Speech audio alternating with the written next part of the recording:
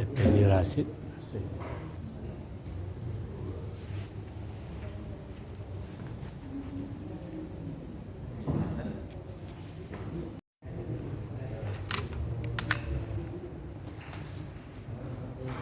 Asisten. Aduh, boleh. Wih, kelihatan mukanya.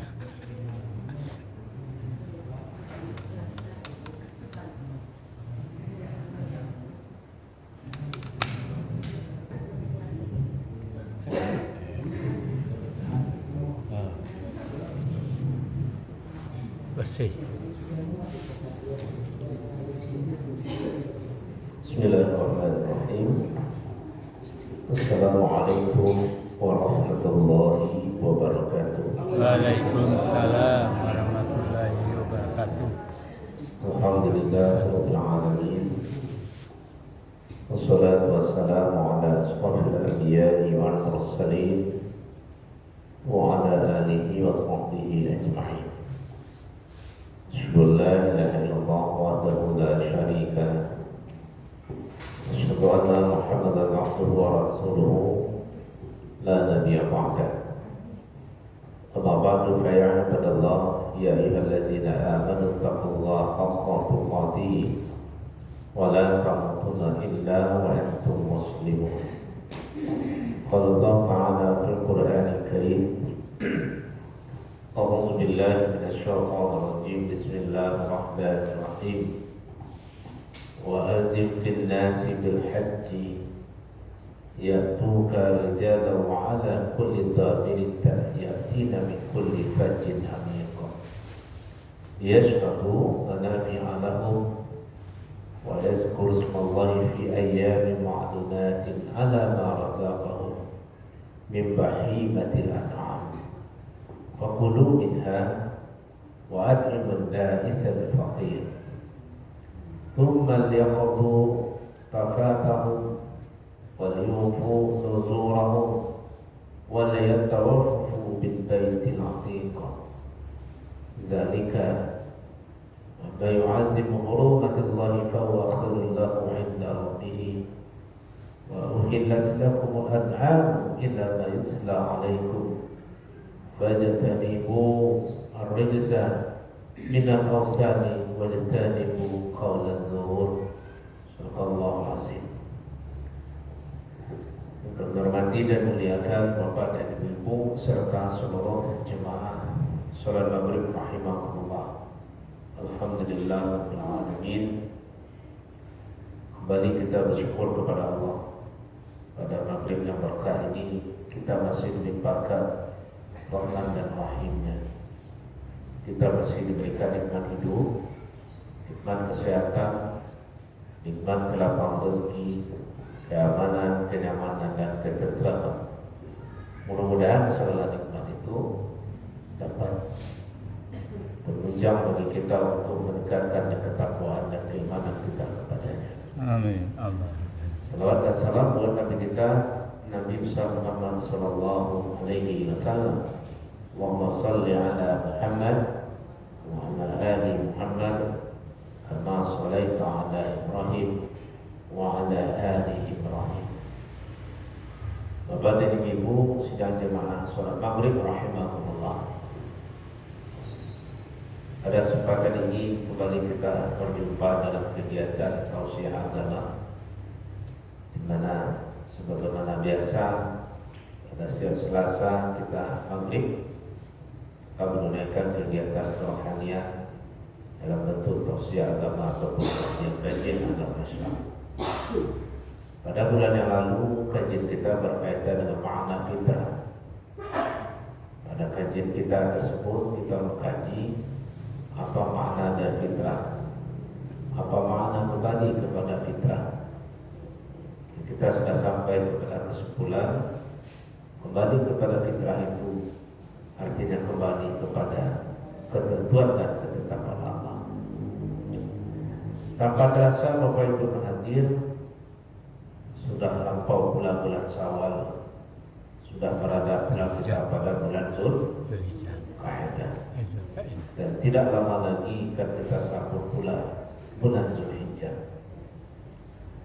Bulan ini adalah bulan yang sangat besar artinya bagi umat Islam, karena mulai dari Zulqa'dah sampai Zulhijjah, di situ bisa kita katakan ada dua ibadah besar yang telah Allah tetapkan kepada kita untuk menunaikannya.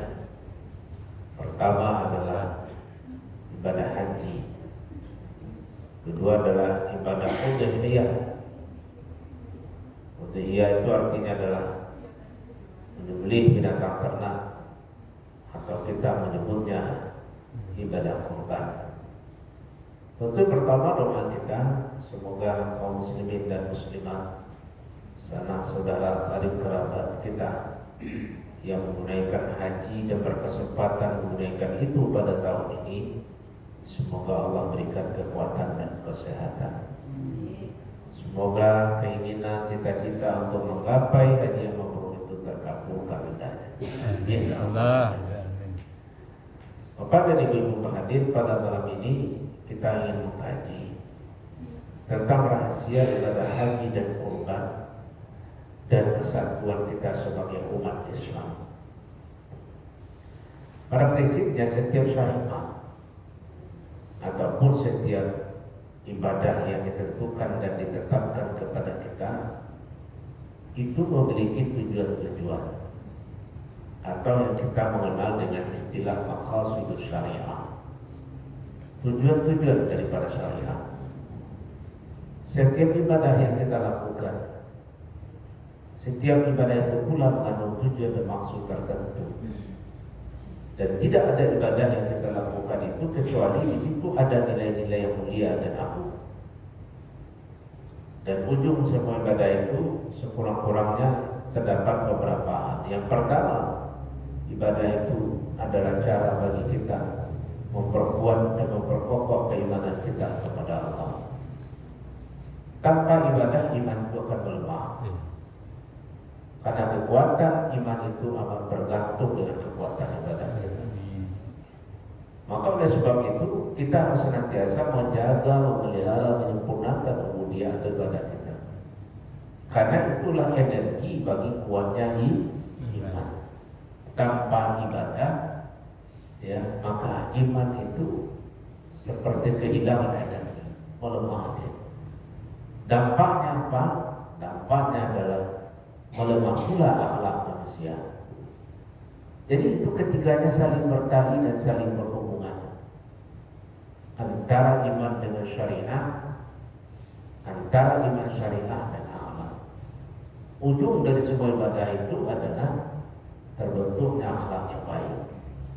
Maka tidak ada apapun ibadah yang kita lakukan, yang kita perbuat, yang kosong daripada nilai-nilai akhlak. Semuanya bertujuan supaya kita yang menunaikannya semakin baik diri kita ini. Makanya Bapak Ibu, dalam kita beribadah, sesungguhnya kita harapkan dari ibadah itu bukan hanya pahala yang akan bertambah, tapi ibadah itu adalah cara Allah untuk mendidik kita, menyempurnakan nilai-nilai kemanusiaan kita. Makanya dalam ibadah itu jangan kita melihat aspek zahir saja, tapi perlu juga memperhatikan aspek hati. Karena setiap ibadah itu sasarannya adalah perubahan sikap pada diri kita. Maka semakin kuat ibadah, sesungguhnya semakin tinggi akhlak. Nah itu dia hukum itu. Iman, syariat dan akhlak itu tidak mungkin terpisahkan. Demikian juga pada ibadah haji atau kurban yang akan kita jelang nanti.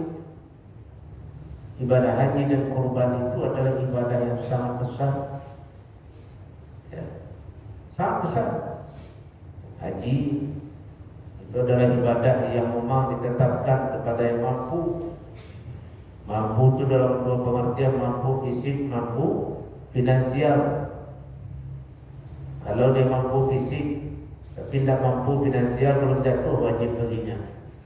Tapi mampu finansial, badan kurang sehat, tak sanggup badan haji kan, ya, ibadah wajib. Di samping itu juga ada ibadah program. Keduanya adalah bertali satu sama lain. Pada malam ini Bapak Ibu berani kita akan mengungkap rahasia-rahasia besar daripada penunaian dua ibadah itu. Bapak Ibu berhadir, marilah kita landaskan pengajian kita ini kepada dasar-dasar Qur'ani, di mana ketika kita mengkaji tentang haji, masuk juga kurban, maka landasan itu adalah surah Al-Hajj. Yang kita mulai pada ayat yang ke-27. Tadi sudah kita bacakan ayatnya dan kita terjemahkan ayat yang ke-26. Ya. Ayat yang ke-27. Dan serulah olehmu Muhammad. Jadi Nabi itu mendapat perintah oleh Allah. Serulah olehmu. Nah, serulah olehmu itu ditujukan kepada Nabi Muhammad. Ya. Apa itu? Supaya membawa umatnya, menyeru umatnya untuk mengerjakan haji. Maka karena itu seruan perintah, maka dia termasuk salah satu daripada rukun Islam. Ya, hajjul bait man istata'a ilaihi sabila. Berhajilah. Kemana berhaji? Baitullah. Yang dimaksud rumah itu adalah Baitullah. Baitullah itu artinya di mana? Ada di Makkah, Mukarramah. Mukarramah itu mana maksudnya? Masjidil Haram. Masjidil Haram itu maksudnya adalah ke sana kita berhaji. Tidak ada tempat berhaji itu selain daripada itu. Ya, walaupun Bapak Ibu bikin pula Ka'bah itu persis seperti itu bentuknya, didirikan di Kota Padang ini, tetap itu tidak boleh. Karena haji itu ke Baitullah.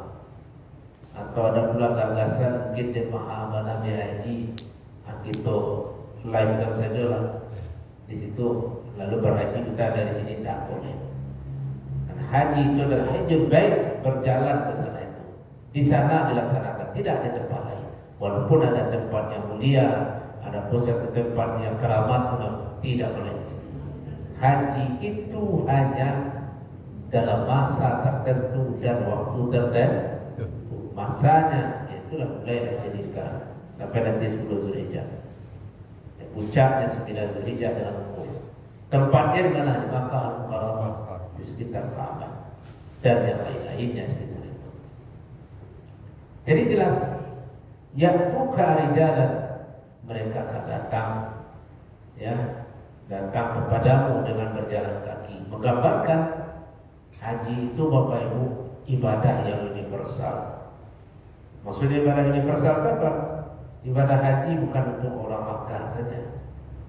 Ya, ibadah haji itu adalah untuk umat Islam dimanapun berada.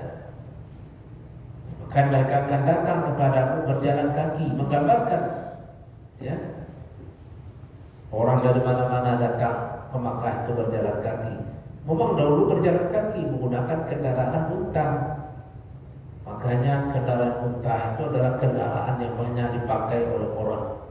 Semenjak dahulu kala kalau mereka menempuh padang pasir. Kenapa? Karena unta itu binatang yang kuat, stamina-nya kuat, ya, dibandingkan binatang yang lain. Atau mereka itu datang, ya, dengan atau mengendarai unta yang kurus. Bayangkan itu Bapak Ibu, berangkat dia dari daerahnya sampai di Mekah sudah kurus unta itu. Nah begitu. Dari Yaman sampai ke Mekah itu 1000 sekian ratus, ada sekitar 1200-an. Ya, sampai Kuri untuk datang seluruh mereka. Mereka akan datang dari segenap penjuru yang jauh. Maka oleh sebab itu, ibadah haji itu bukan ibadah khusus bagi orang berada di tanah Makkah dan sekitarnya, tapi adalah di mana saja umat Islam berada, mereka disuruh untuk datang ke satu tempat itu. Itu namanya ibadah universal, berlaku bagi umat Islam dimanapun dia berada, dan mereka diundang untuk datang ke Baitullah. Liyashhadu manafi'a lahum, supaya mereka dapat menyaksikan berbagai manfaat untuk mereka. Jadi orang pergi haji itu banyak manfaat bagi mereka. Ya, ada itu. Pertama, manfaat berkaitan dengan ketauhidan kepada Allah. Di mana letak ketauhidannya? Orang yang sedang haji itu sedang menguji betul rasa cintanya kepada Allah. Dia sabana menguji. Kenapa? Rela meninggalkan kampung halaman yang jauh, rela berpisah dengan keluarga, rela mengeluarkan harta yang banyak. Itu kan berat, baru berat. Berat. Bahkan ada yang pergi ke Makkah, pulang lama. Berat. Itu adalah ujian keimanan. Jadi haji itu liyashhadu manafi'a lahu, supaya mereka dapat menyaksikan manfaat. Itu diantaranya adalah semakin menguatkan rasa cintanya kepada Allah. Ya, maka bagi bapak dan ibu yang sudah menunaikan mungkin bisa merasakan itu bapak. Bisa merasakan ia terasa cinta kepada Allah kepada. Iya kan? Kalau aku bertanya kan Ustaz, aku lupa ke sana. Doa saya bapak. Sudah belum sampai ke sana. Tapi bagi orang pernah menyampaikan kepada kita seperti itu, terasa dekat hati dan perasaannya kepada itu manfaat. Kenapa? Karena mereka berada di lingkungan rumah Allah. Yang kedua, manfaat apa lagi? Supaya mereka dapat melihat, ya, menyaksikan berbagai manfaat untuk mereka, di antaranya manfaat sejarah. Maka orang yang pergi ke Baitullah itu berhaji itu mereka mendapatkan satu hal, yaitu nilai-nilai sofistik namanya, nilai-nilai tasawuf. Apa itu? Tergambarlah di situ sejarah kehidupan besar dari hamba Allah yang luar biasa. Makanya orang ke Makkah itu Bapak Ibu, kalau dia pergi hendaknya dia membaca buku sejarah sedikit banyaknya, supaya dia dapat merasakan keagungan dan kebesaran peristiwa itu. Karena di dalam pelaksanaan ibadah haji besar itu sesungguhnya satu pelajaran yang tidak kita dapatkan itu adalah berkaitan dengan historisnya, sejarah. Ya, apa sejarahnya? Sejarah bagaimana kota itu dibangun. Kota yang tidak pernah sebelumnya, boleh kita katakan, tidak didiami orang, lalu menjadi pusat sampai hari ini. Makkah itu dulu Bapak Ibu, ya, di masa Nabi Ibrahim masih hidup, itu tidaklah daerah yang dilewati oleh orang. Ya, tidak dilewati karena daerah itu tidak kering. Tapi Allah memerintahkan kepada Nabi Ibrahim untuk mengantarkan anaknya ke sana, istrinya ke sana, antarkan dia, bawa anaknya, letakkan di situ. Inilah kemujizatan yang kemudian menjadikan kota itu menjadi Makkah Al-Mukarramah, yang semula namanya Makkah, lembah. Ya, lembah. Memang itu lembah. Kalau kita lihat peta lembah, karena berdiri pada sisi cekukan perbukitan. Dia tidak datar, ada bukit kiri kanannya, tengah-tengah. Maka oleh sebab itu orang berhaji itu akan mendapatkan nilai-nilai sejarah. Maka ketika orang menunaikan ibadah haji itu Bapak, kalau kita lihat secara kasat mata, sesungguhnya di samping mereka beribadah kepada Allah, mereka juga sedang menelusuri kembali perjalanan hidup Nabi Ibrahim dan keluarganya. Maka amalan ubudiyah selama haji itu ada sangkut pautnya dengan apa yang pernah diperbuat oleh Nabi Ibrahim. Kita ambil saja sebagai contoh, ya, bagaimana terujinya keimanan orang-orang yang ada sekitar Nabi Ibrahim ketika itu. Kita lihat saja Hajar. Hajar itu kan di dinding Ka'bah itu ada namanya Hajar Aswad, batu hitam. Batu hitam, ya, itu diletakkan oleh Nabi Ibrahim di dinding Ka'bah. Karena Ka'bah itu kan 4 rukunnya kalau saya tidak salah. Rukun itu sisinya. Ada satu sisi rukun Syam, Suriah, ya, ada namanya Irak, ada Yaman, salah satu sisi itu namanya sisi Hajarul Aswad. Di dinding itu terletaknya batu Hajarul Aswad. Nah, ada yang memahami bahwanya Hajarul Aswad itu batu hitam itu diletakkan oleh Nabi Ibrahim sebagai sebuah simbol, ya. Untuk kita lihat belakangan dan juga simbol kesetiaan seorang istri kepada suaminya dan kepatuhan seorang hamba kepada Tuhannya Allah. Siapa itu? Hajar kan? Hajar atau makanya Hajar itu batu hitam, Hajar yang hitam. Kalau orang mengatakan Hajar itu memang kulitnya hitam, tapi walaupun hitam kulitnya hatinya bersih, patuh kepada suami. Nah, kalau dinindak sudah bukti mengerikan loh deh. Melawan Hajar tidak. Saya terbayang dulu dari Palestina nyuankan untuk Nabi Ibrahim ke Makkah. Dibawa di Makkah itu ditinggalkan di situ. Indah loh ada orang. Dia minum seketek, dia bilang tenda ketek. Nabi Ibrahim barang ketek. Kalau tiba di ibu bawa perasaan tu. Mengata bantuan ibu sendiri. Tapi Hajar itu adalah gambaran perempuan yang patuh dan taat kepada Allah dan kepada suami. Ya, kan? Kalau Hajar itu tidak lewat, tidak mampu melewati ujian yang berat itu, Bapak Ibu, tidak akan ada yang namanya telaga Zam-Zam seperti hari ini. Apa itu seperti hadiah oleh Allah kepada dirinya atas ketamahannya. Apa yang bisa kita ambil makna di sana? Kalau kita belajar dari kehidupan Hajar itu, ya, perjuangan yang berat itu diganti oleh Allah dengan telaga Zam-Zam. Tergambar pula bagi kita untuk hari ini. Setiap keadaan yang kita hadapi, hendaklah kita tidak mengumpat. Hendaklah kita hadapi seperti Hajar menghadapi masalah. Awak punya anak susah digadangkan, dia mau berupik. Suatu saat dia akan menjadi telaga Zam-Zam bagi kehidupan kita. Hanya telaga Zam-Zam itu ada karena kesabaran dan ketabahan dari Hajar. Maka ibu yang sabar, yang tabah, maka dia akan mendapatkan telaga Zam-Zam dalam kehidupannya. Jadi banyak unsur yang bisa kita ambil dari situ manfaatnya. Manfaat sejarah, ya. Sejarah tergambarlah situ bagaimana perjuangan Nabi Ibrahim dengan keluarganya yang sangat berat itu. Pada ayat itu tergambarkan wa yazkuru smallahi fi ayyamin ma'lumat.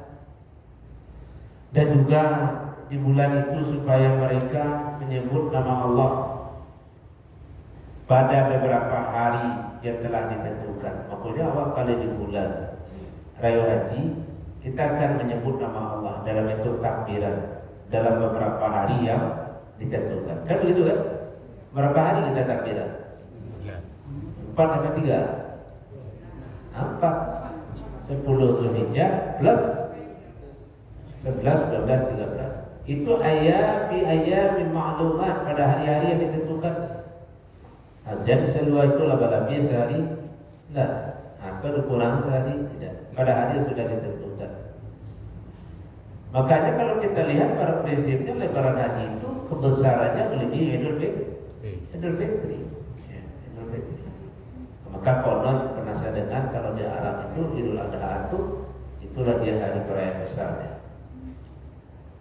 Fi ayyamin ma'lumat, ya, bertakbirlah kita pada hari yang ditentukan itu ala ma razaqahum min bahimatil an'am, atas rezeki yang Allah berikan kepada mereka itu dari binatang ternak. Jadi makanya bertakbiran kita ketika itu dari rezeki yang Allah berikan kepada kita dari binatang ternak.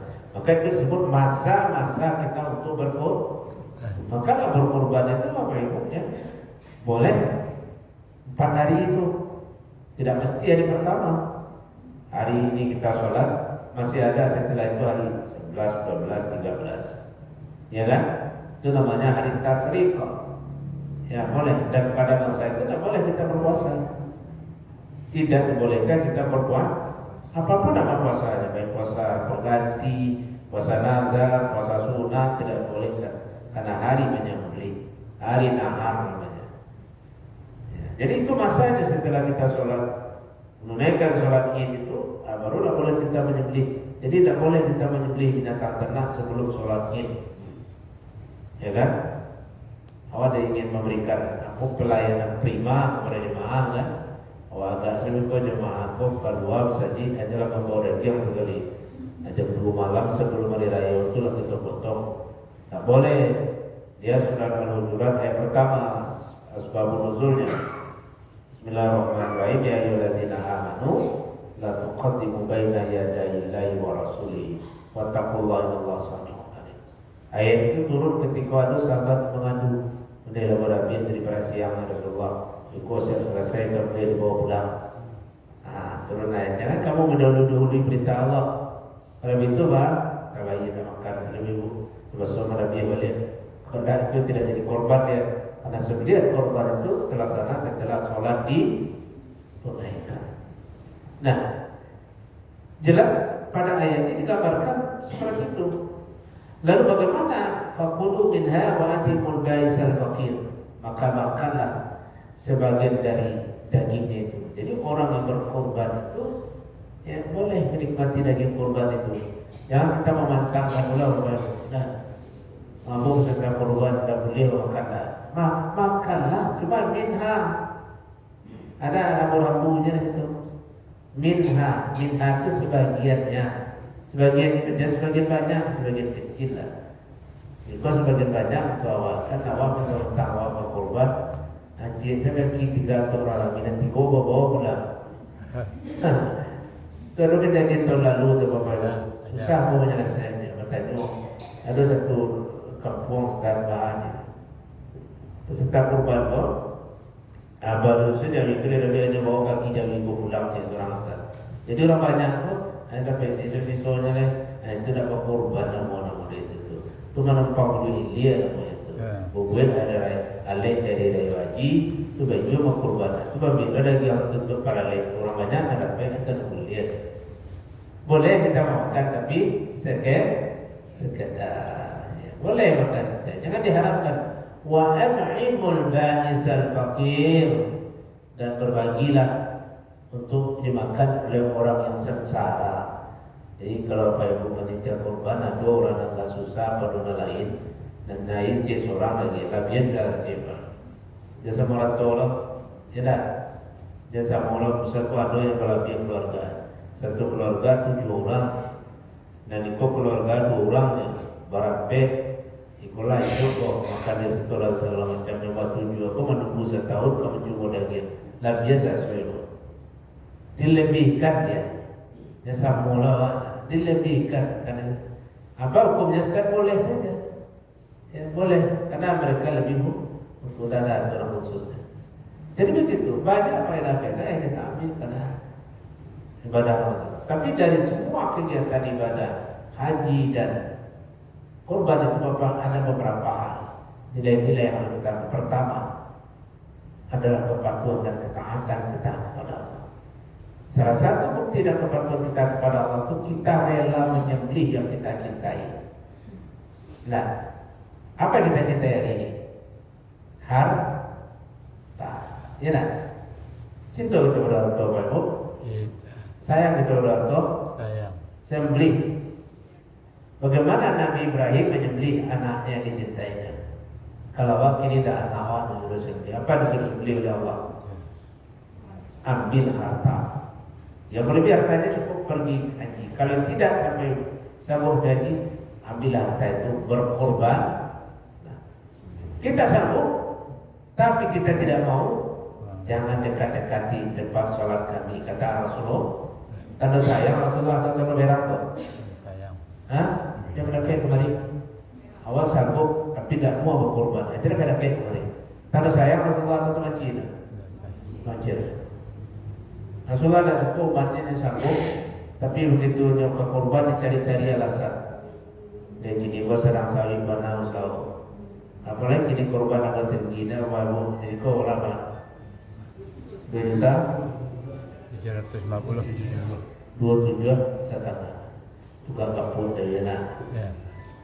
Wah mendengar 27 setengah itu terbayang di lampai cincin muji.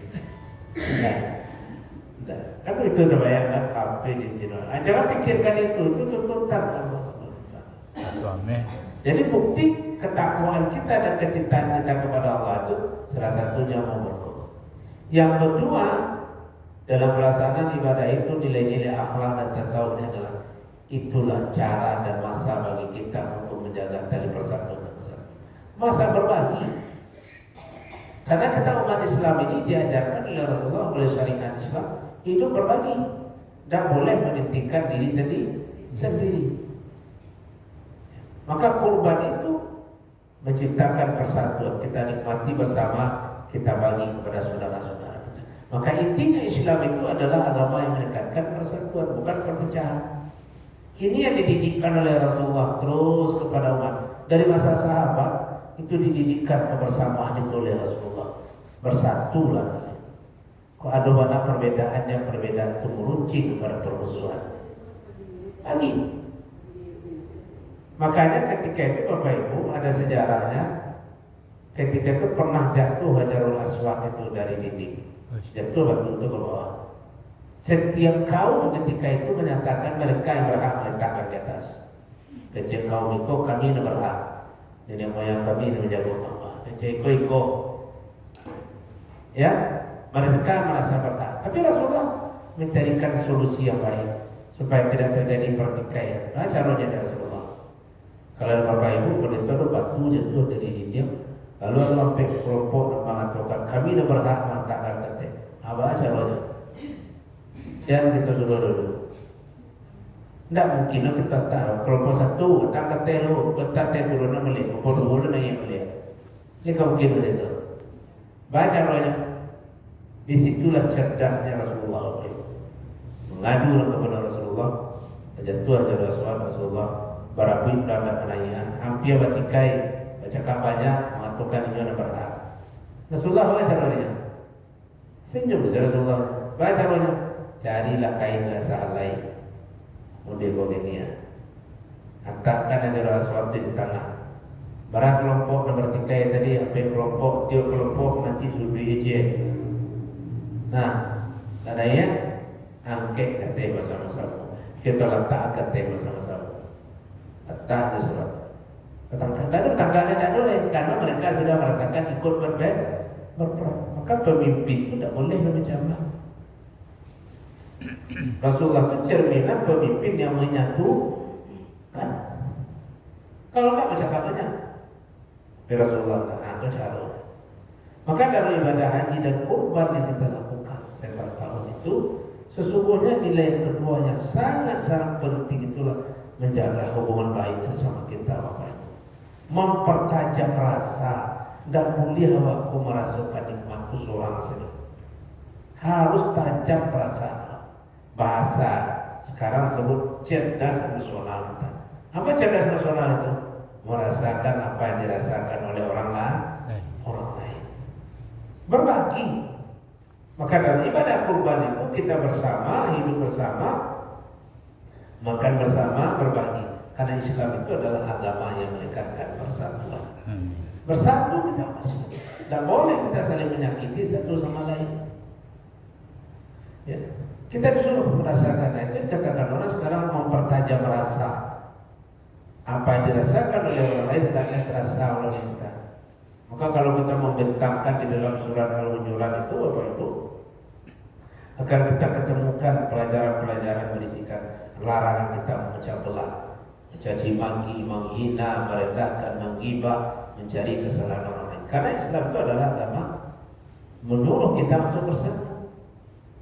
Maka kurban itu adalah simbol kebersamaan dan kesatuan kita. Yang kaya ikut peserta kurban disembelih, dibagi daging, dimakan bersama, berdoa kita bersama.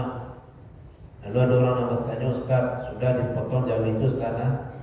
Lalu kita ambil 3 kilo, kita gulai, kita makan bersama. Oh, hukumnya Ustaz boleh. Mama itu syukur katakan Tuhan. Nah, 40 bina makanlah. Boleh makan.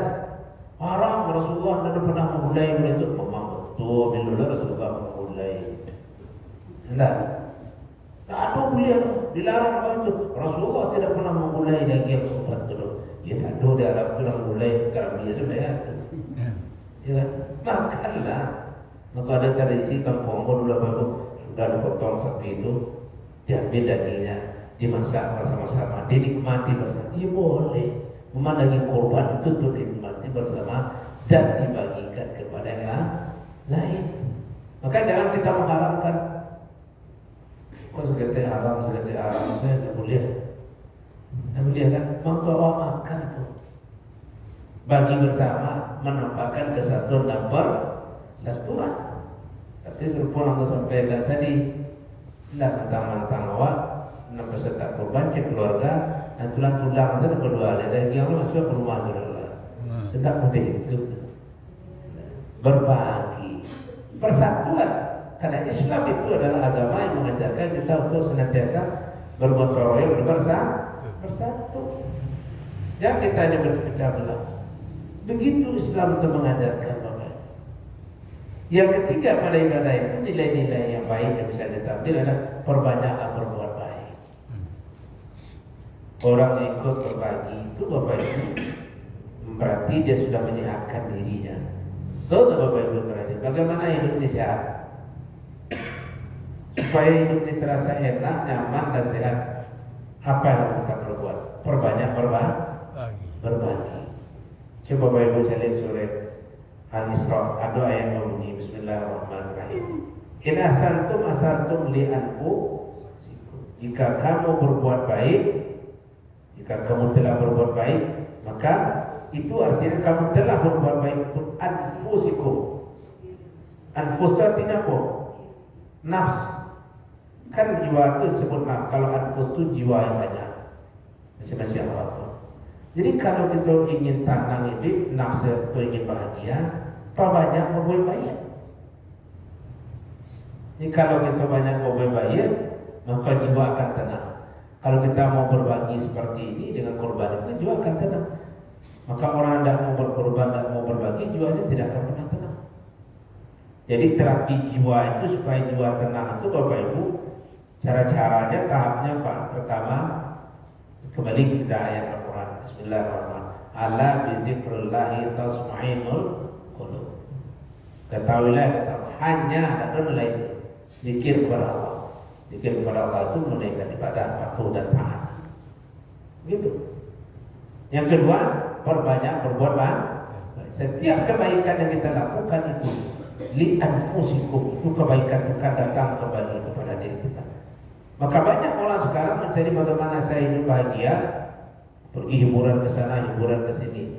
Yakinlah kebahagiaan itu tidak akan kita dapatkan. Kebahagiaan itu kita dapatkan ketika kita mau berbagi dengan orang lain. Tak percaya, Asia 30.000 betul. Besok pagi berjalan nampak orang tak sedekah, tahu berikan.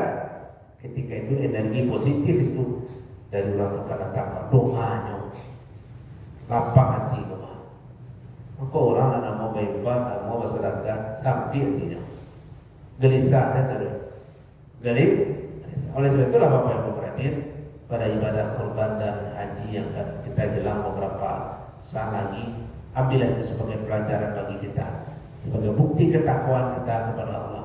Jangan kita takut atas harta-harta yang kita keluarkan itu. Yang kedua, dengan ibadah itu kita disuruh untuk menjaga persatuan satu sama lain. Apalagi ini kita akan masuki tahun-tahun panas. Ya Pak ya, tahun-tahun panas, biarlah tahunnya panas yang kita penting dingin-dingin, ya kan?